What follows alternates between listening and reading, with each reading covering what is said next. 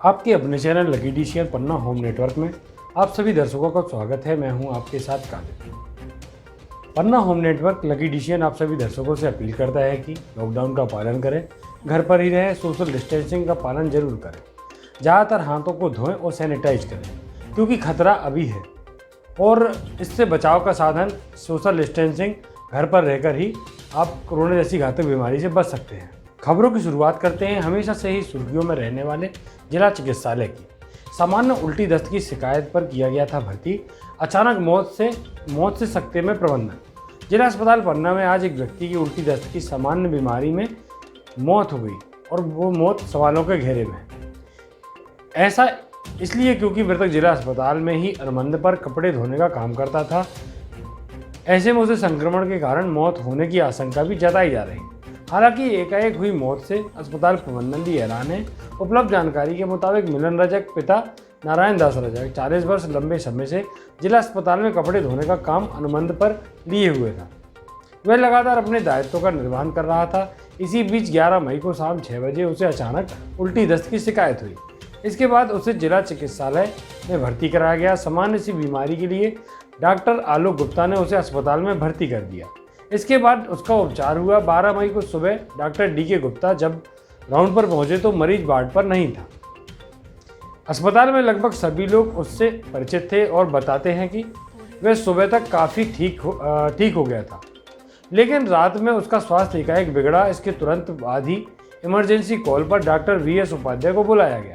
Doctor Upadhyay उसका उपचार कर पाते इससे पहले ही रात्रि करीब 11:30 बजे उसकी मौत हो गई। डॉक्टर उपाध्याय ने बताया कि जब उन्होंने मरीज को देखा तो उसकी हालत बेहद खराब थी और कुछ ही मिनटों में उसने दम तोड़ दिया। मामले में अस्पताल स्टाफ और डॉक्टर भी हैरान हैं कि आखिर इस तरह अचानक उसकी मौत कैसे हुई। गौरतलब है कि जिला अस्पताल में ही एक कोरोना पेशेंट को रखा गया है। हालांकि बताया जाता है कि कोविड वार्ड पूरी तरह से अलग है और वहां जाने की किसी को भी इजाजत नहीं है। वहीं अस्पताल प्रबंधन ने वॉशिंग मशीन लगाई हुई है जिसमें मरीज खुद ही अपने कपड़े धो रहा है। ऐसे में मिलन को कोविड का तो कोई इन्फेक्शन होने की संभावना नहीं है, लेकिन इन दिनों जिस तरह से कोरोना का डर लोगों में है, इसे देखते हुए मिलन की संदेहास्पद मौत कई सवाल खड़े करती है। संदिग्ध परिस्थितियों में हुई मौत कई सवाल खड़े करती है। इस घटना से अस्पताल प्रबंधन और स्टाफ बेहद डरा हुआ है क्योंकि ये सभी अस्पताल में पूरे जोखिम में काम कर रहे हैं। ऐसे में इन सभी की शंकाओं को दूर करने के लिए संदिग्ध मरीजों का पोस्टमार्टम अनिवार्य हो जाता है, लेकिन नियमों के तहत PM कराने की कोई व्यवस्था नहीं है। यदि इस मरीज में कोई संक्रमण हुआ होगा तो यह बेहद खतरनाक हो सकता है। इससे पहले अमानगंज के प्रियांशु गुप्ता की मौत भी संदिग्ध थी, जिसमें क्वारंटाइन अवधि में उसकी मौत हो गई और उसका भी PM नहीं कराया गया था। कोरोना संक्रमण से लगातार बढ़ते मामलों को देखते हुए इस तरह के संदिग्ध मामलों में PM अनिवार्य रूप से कराया जाना चाहिए ताकि लोगों में डर कम हो और वास्तु स्थिति का पता चल सके। इस मामले में जब doctor RS Tripathi civil surgeon जिला चिकित्सालय पन्ना से बात की गई तो उन्होंने बताया कि मिलन को उल्टी दस्त की शिकायत पर भर्ती किया गया था। उसे पूरा स्टाफ जानता था, वह इतना गंभीर बीमार नहीं दिख रहा था, फिर भी उसकी मौत हुई है। इस तरह के मामले में PM कराने की कोई व्यवस्था नहीं है। अचानक मौत होना गंभीर है।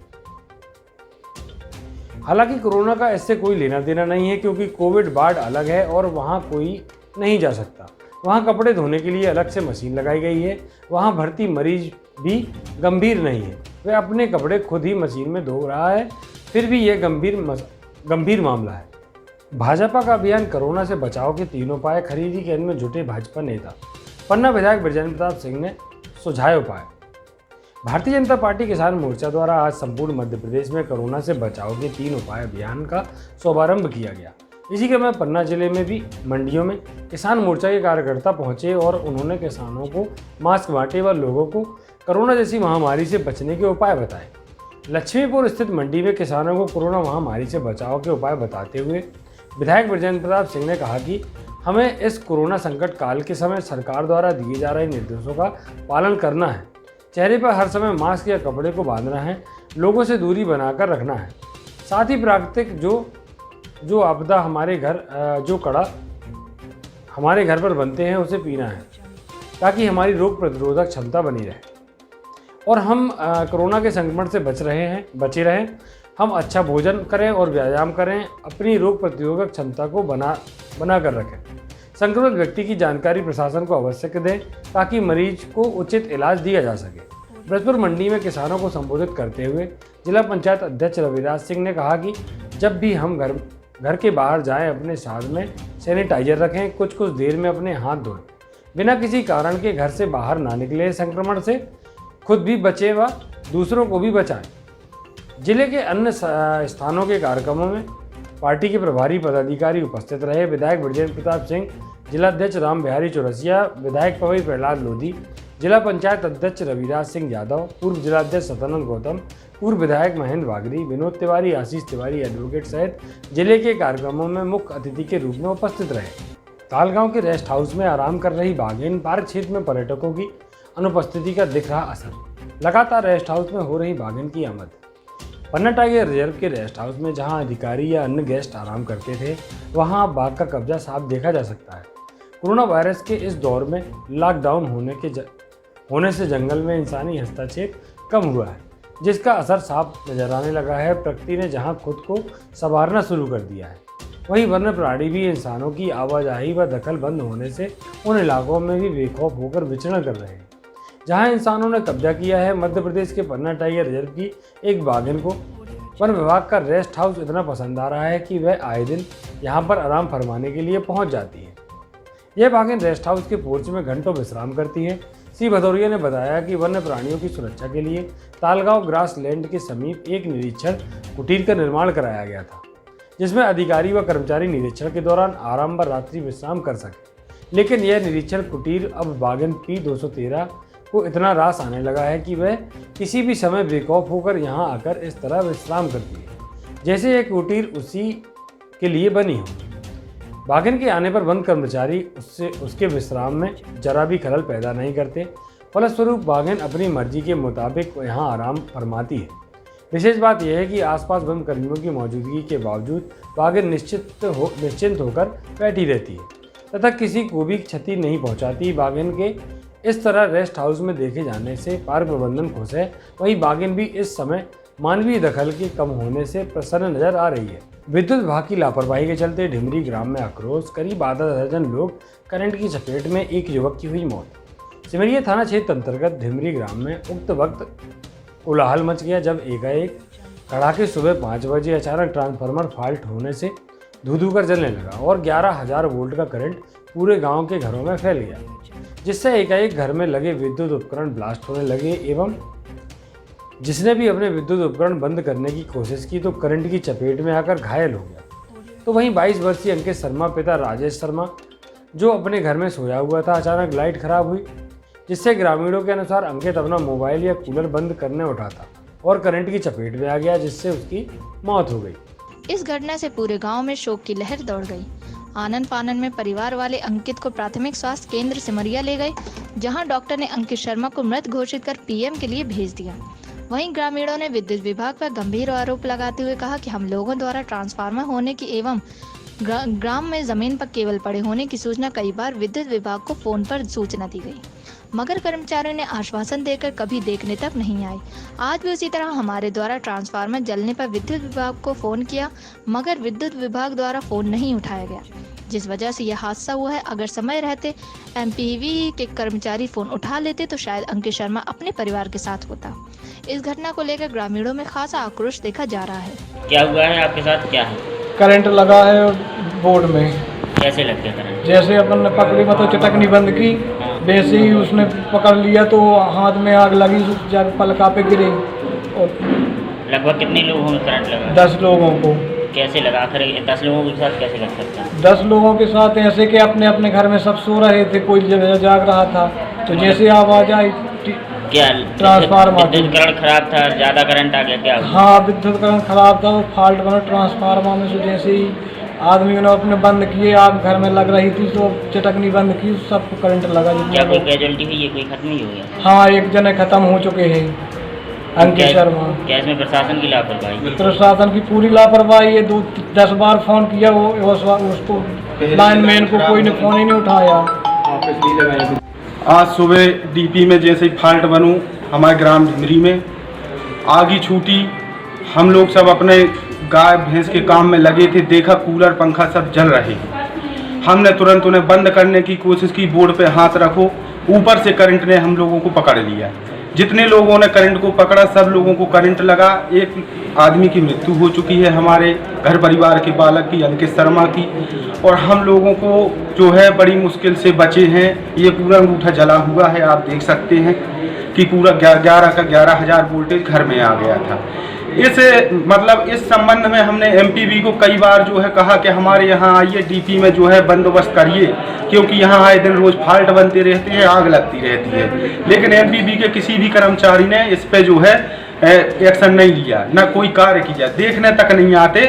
और जो है कई बार ऐसे हादसे हो चुके हैं, और ये हादसा जो है आज सुबह 5 साढ़े 5 बजे ये घटा है, जिसमें 8-10 लोग जो है बेहोश हैं और एक आदमी की मृत्यु हो गई। अब आप लोगों की क्या मांग है? हमारी कोई घटना घटी है आपके ग्राम में, क्या घटना घटी? भिमरी में घटना घटी है लाइट के द्वारा। लाइट सुबह 5 बजे ट्रांसफार्मर में फॉल्ट हुआ। विद्युत विभाग वालन के हम ग्रामवासियों वालन ने फ़ोन किया तो उन्हें किसी ने फ़ोन नहीं उठाया। इस वजह से अंकित शर्मा की मृत्यु हो चुकी, बाकी 10-15 लोग घायल हैं। क्या माना जाए कि इतना कैसा करंट रहा कि जो 10-11 लोग? वो 11,000 वोल्टेज का करंट सीधा गांव को सप्लाई हो गांव घर में। कैसे हो गया ये? तो वो फॉल्ट से डिस्क वाली है 11 ट्रांसफार्मर की। किसकी लापरवाही से? विद्युत विभाग वालों की। क्या इससे पहले विद्युत विभाग को अवगत कराया था? हाँ, डिस्क वो ट्रांसफार्मर के पीछे वाले खम्मा की डिस्क बढ़ चुकी, वहाँ फ़ोन लगाया तो उन लोगों ने सुनी नहीं है। कह रहे थे हम शाम तक आएंगे, अभी तक शाम नहीं हुई उनकी, 15 दिन हो गए। आज जब लाइट में फॉल्ट बना तब बोला गया किसी से फ़ोन लगाया, क्या हुआ? नहीं, किसी से बात नहीं हुई है, फ़ोन उठाया नहीं है किसी ने उनने। कौन से लाइनमैन को कॉल किया रहा? अब जी तो मेरे को जानकारी नहीं है, नहीं मैंने नहीं की है। तो क्या चाह रहे हैं आप लोग? हम लोग जो चाह रहे हैं कि विद्युत विभाग के लाने कार्रवाई की जाए। क्या विद्युत विभाग की कैसी कार्रवाई? लापरवाही है कि फ़ोन लगाओ तो फ़ोन उठाते हैं।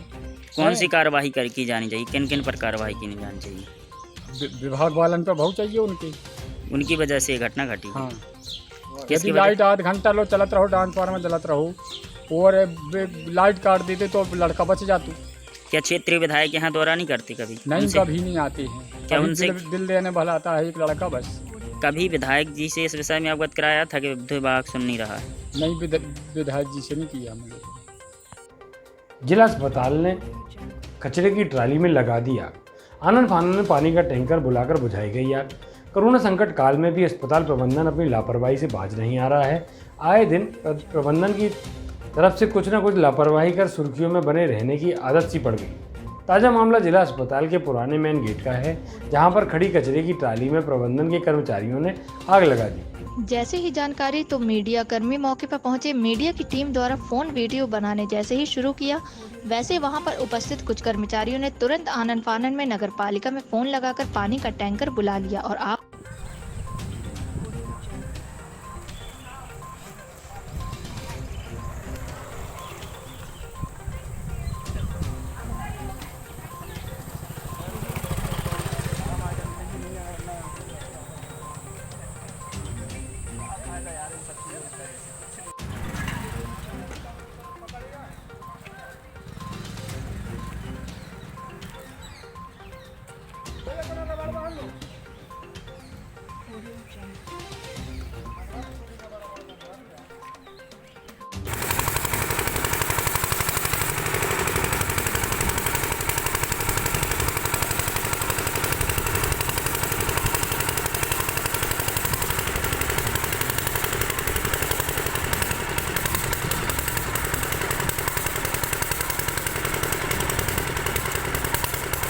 लॉकडाउन के बिना गाजे बाजे के बीच हुई शादी। मंदिर में विधि विधान के साथ परिणय सूत्र में बने वर वधू। प्रशासन की अनुमति के बाद हुई शादी। लॉकडाउन में भी लोगों के कोई काम नहीं रोक रहे हैं। इसे मानव प्रवृत्ति ही कहा जाएगा कि हर आपदा के समय भी वैसे ही ढलकर अपने सभी कामों को अंजाम दे रहे हैं। देश में लॉकडाउन को हुए करीब 50 दिन हो चुके हैं। ऐसे में लोगों के कई कार्यक्रम रुके हुए थे। शासन द्वारा कार्यक्रम को लेकर नई गाइडलाइन जारी की गई है, जिसका पालन करते हुए लोग अपने अपने कार्यक्रम संपन्न कर रहे हैं। पन्ना के सिंचाई कॉलोनी निवासी कुशवाहा परिवार की लड़की की शादी 25 अप्रैल को होनी थी, लेकिन कोरोना वायरस के कारण देश में जारी लॉकडाउन की वजह से शादी संपन्न नहीं हो सकी। लगातार बढ़ रहे लॉकडाउन के चलते परिवार के सदस्यों ने लॉकडाउन में ही शादी करने की इच्छा व्यक्त की, जिसके बाद प्रशासन ने से शादी करने की अनुमति ली और छतरपुर से दुल्हन परिवार के साथ पन्ना आई और मंदिर में विधि विधान के साथ बिना गाजी बाजी के शादी समारोह का कार्यक्रम संपन्न हुआ। मंदिर के पुजारी व परिवार के कुछ ही सदस्यों के बीच शादी समारोह संपन्न हुआ। शादी समारोह में दूल्हा दुल्हन के चेहरे में मास्क लगे नजर आए। मास्क लगाकर ही दूल्हा दुल्हन ने 7 फेरे लिए और परिवार के लोगों ने उन्हें आशीर्वाद दिया। शादी में शामिल होने आए लोगों के लिए बाकायदा हाथ धोने के लिए सैनिटाइजर और साबुन की भी व्यवस्था की गई, ताकि किसी भी प्रकार का संक्रमण न फैले और लोगों ने सोशल डिस्टेंसिंग का भी ध्यान रखा। पन्ना जिले में ये दूसरी लॉकडाउन के बीच हुई शादी है। वहीं इस शादी में दूल्हा दुल्हन सहित परिजन भी खुश नजर आए। बच्चे की शादी थी 25 अप्रैल की तो जैसे बनी है 25 अप्रैल के बाद में 12 मई को शादी। अब क्या कि 10 लोग आए, टोटल 10 लोग एक गाड़ी में 4 लोग बैठते हैं। जब नहीं हो पाए अरमान पूरे, तो अब जैसी परिस्थिति रही वैसे में शादी कर रही है। कितनी खुशी हो रही है आपको? बहुत खुशी हो रही है कि अब ठीक है, अब करना चाहिए। साधारण लोग सब लोग करें, लेकिन अपने लड़की को हमने कोई ना बैठे। क्या नाम है आंटी आपका? हमारा चंदा पटेल। तो लॉकडाउन की चक्कर में शादी नहीं हो पाई थी, तो परमिशन लेके 4 जन हमारी तरफ से 4 लड़की वाले की तरफ से सब व्यवस्था के साथ मास्क के साथ सैनिटाइजर रखी हुई बाहर तरीके से सब बढ़िया है। आप कर सकते हैं लोग नहीं हो पा रही तो 4 जन का डिस्टेंस बना के वो परमिशन लेकर शादी कर सकते हैं, जो करना चाहते हैं। कितनी खुशी हो रही है आपको? खुशी तो है। क्या नाम है आपका? नाबालिग के साथ छेड़छाड़ करने वाले जीजा गिरफ्तार। रेड लाइट एरिया देवेंद्र का मामला। पन्ना जिले के पुलिस थाना देवेंद्र अंतर्गत गत दिनांक 11 मई को फरियादिया नाबालिग निवासी बसारी जिला सागर हाल वार्ड क्रमांक 4 देवेंद्र थाना में रिपोर्ट किया कि दिनांक 9 मई को रात में सोते समय इसके दूर के रिश्ते का जीजा मुकेश सिसोदिया पिता फुलवा सिसोदिया निवासी वार्ड क्रमांक 4 कंजराना मोहल्ला देवेंद्र का बुरी नीयत से सीने में हाथ फेरने लगा। फरियादिया के चिल्लाने का पर आरोपी भाग गया। रिपोर्ट पर अपराध क्रमांक 228/20 धारा 354 पास्को एक्ट पंजीबद्ध कर विवेचना में लिया है। पुलिस अधीक्षक पन्ना द्वारा घटना को गंभीरता को देखते हुए थाना प्रभारी देवेंद्र को तत्काल कार्रवाई कर आरोपी को गिरफ्तार करने हेतु निर्देश दिए गए। अतिरिक्त पुलिस अधीक्षक पन्ना एवं एसडीओपी पन्ना के मार्गदर्शन में थाना प्रभारी देवेंद्र द्वारा आरोपी की तलाश पतारसी हेतु थाना देवेंद्र में एक टीम गठित कर आरोपी की तलाश की गई, जो 24 घंटे के अंदर आरोपी मुकेश सिसोदिया पिता सुदामा और फुलवा सिसोदिया निवासी वार्ड क्रमांक 4 देवेंद्र को गिरफ्तार किया जाकर आज दिनांक 12 मई को माननीय न्यायालय पन्ना के समक्ष पेश किया जाकर जेल भेजा गया। धर्मपुर थाना प्रभारी को दी गई श्रद्धांजलि। ब्लॉक कांग्रेस कमेटी अजयगढ़ द्वारा सौदा लाज में एक शोक सभा आयोजित कर धर्मपुर थाना प्रभारी एमडी साहब को श्रद्धांजलि दी गई। सड़क हादसे में दुखद निधन की उपस्थिति लोगों द्वारा 2 मिनट का मौन रखकर शोक संवेदना व्यक्त करते हुए भगवान से प्रार्थना की गई, भगवान दिवंगत आत्मा को शांति प्रदान करे एवं उनके परिजनों को इस दुख की घड़ी में सहन करने की शक्ति प्रदान करे। एमडी साहब मिलनसार, कर्तव्यनिष्ठ, ईमानदार अधिकारी की छवि धर्मपुर थाने में रहते हुए बनाई थी। उक्त शोक सभा में ब्लॉक कांग्रेस अध्यक्ष राकेश कुमार गर्ग, राम अवतार तिवारी, प्रेम कुमार पांडे, हाकिम सिंह मुंदेला सहित सभी कांग्रेसी कार्यकर्ता रहे। शोक सभा में सामाजिक दूरी का पालन किया गया। जेसीबी से कराए जा रहे मनरेगा के काम। महानगरों से पलायन कर लौटकर आए मजदूरों के हक पर नाका। एक और जहां कोरोना से पूरा देश संकट से जूझ रहा है, महानगरों से मजदूर अपने गांव लौट रहे हैं। मजदूरों की जीविका का ध्यान रखते हुए उनके रोजी रोटी के लिए केंद्र सरकार व राज्य सरकार द्वारा इन्हें इनके गांव में ही रोजगार मिल सके, इसके लिए प्रत्येक ग्राम पंचायत में मनरेगा के कार्य शुरू करवाए गए हैं। लेकिन देखा जा रहा है कि ग्राम पंचायतों में यह कार्य मजदूरी की जगह पर मशीनों से करवाए जा रहे हैं। साथ ही सिर्फ कागजों में फर्जी नामों के सहारे मजदूरों के मास्टर रोल भरकर खाना पूर्ति की जा रही है, जिस कारण मजदूरों को मिलने वाले रोजगार को छीना जा रहा है। साथ ही मनरेगा की राशि में भी भ्रष्टाचार किया जा रहा है। मनरेगा के तहत होने वाले व्यय को मजदूरों की जगह मशीनों पर किया जा रहा है। ऐसा ही मामला आया है गुनौर जनपद पंचायत गुनौर की ग्राम पंचायत सतनिया का, जहां पर तालाब का निर्माण नहर के पार पर ही तालाब का निर्माण कार्य कराया जा रहा है। इस तालाब का निर्माण लगभग 15 लाख रुपए की लागत से करवाया जाना था। इस तालाब का निर्माण मनरेगा से होना था, लेकिन ग्राम पंचायत सचिव, रोजगार सहायक व उप यंत्री की मिलीभगत से रात के अंधेरे का फायदा उठाकर तालाब की खुदाई जेसीबी मशीनों द्वारा करवाई गई, जिसकी शिकायत जनपद सदस्य के द्वारा लिखित रूप से जनपद पंचायत गुनौर व तहसील गुनौर में करवाई गई। एक ओर जहां मनरेगा के तहत गांव के मजदूरों का रोजगार छीन लिया गया, तो वहीं दूसरी ओर सचिव द्वारा अवैध उत्खनन प्रतिबंधित होने के बावजूद भी बिना अनुमति के नियम विरुद्ध तालाब निर्माण में जेसीबी से निर्माण कार्य कराया गया। जनपद सदस्य पुष्पेंद्र त्रिपाठी ने आरोप लगाते हुए कहा कि तालाब के निर्माण में जेसीबी का उपयोग किए जाने से मजदूरों का रोजगार छीना गया है। ग्राम पंचायत के सभी निर्माण कार्यों में सचिव, रोजगार सहायक सहित सभी जिम्मेदार अधिकारियों की मिलीभगत से दूसरों की जगह मशीनों से कार्य करवाए गए, मजदूरों की जगह मशीनों से कार्य करवाए गए, जिसकी लिखित शिकायत जनपद गुनौर व तहसील गुनौर में कर दी गई है। वहीं जब सचिव रामकुमार शर्मा से बात करने की कोशिश की गई तो कैमरे के सामने कुछ भी कहने से बचते रहे। वहीं जब उपयंत्री व सहायक यंत्री से बात की गई तो पूरे मामले में सफाई देते रहे। वहीं जब इस पूरे मामले के संबंध में जनपद पंचायत सीईओ गुनौर से बात की गई तो उनका कहना है कि मामले की जांच करवाई जा रही है। जांच रिपोर्ट आते ही दोषियों के खिलाफ सख्त कार्रवाई की जाएगी। आखिर क्यों मजदूरों से होने वाले कार्य को मशीनों से करवाया जा रहा है? पूर्व में लग चुके भ्रष्टाचार के आरोप वाले सचिव से ही क्यों निर्माण कार्य करवाए जा रहे हैं? यह एक बड़ा सवाल है। अब देखना यह होगा कि मनरेगा से होने वाले कार्यों से क्या वाकई गांव के मजदूरों को रोजगार मिल सकेगा या फिर इसी तरह मशीनों से कार्य करवाकर झूठे कोरे कागजों में ही रोजगार मिलता नजर आएगा। नरेगा से संबंधित जितने भी निर्माण कार्य कराए गए हैं वो मशीनों का जेसी मशीन का उपयोग कर रात में जेसी मशीन चला के और काम करा दिए जाते हैं और सुबह लेबर लगाकर फोटोग्राफ उसकी भेज दी जाती है। जबकि नरेगा से संबंधित समस्त कार्य मजदूरों द्वारा होने थे। निर्मल नीर ट्यूब भी नरेगा से स्वीकृत कराया गया था, उसको भी जेसी मशीन से कराया गया है। और ये तालाब जो बने हैं, ब्याला तालाब, नर्सरी तालाब, इनमें भी मशीनों का उपयोग किया गया है। आपके माध्यम से इसमें कौन अनियमितता कर रहा है? मेरे माध्यम से निर्माण एजेंसी और ये DRS और अभियंत्री सब की मिलीभगत रहती है। ये लोग सब आते हैं और सब देखते हैं कि ऐसा काम हो रहा है मशीनों द्वारा, फिर भी मूल्यांकन उनका होता है, पेमेंट हो रहा है। अपने स्तर पर कहाँ शिकायत की गई? मैंने अपने स्तर पर शिकायत जनपद CO और SDM साहब को की है, जिसमें तहसीलदार साहब जांच के लिए भी आए थे, जिसमें इससे हुआ है कि मशीन चलाई गई है समस्त कार्यों में।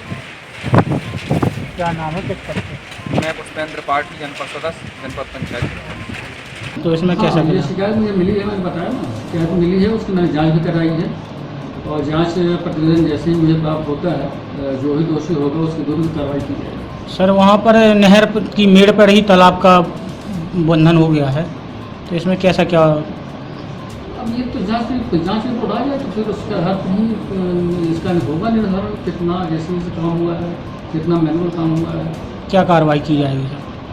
जो भी दोषी होगा, अगर पंचायत दोषी होगी तो पंचायत विरुद्ध कार्रवाई होगी, उपयंत्री दोषी होगा उपयंत्री विरुद्ध कार्रवाई होगी।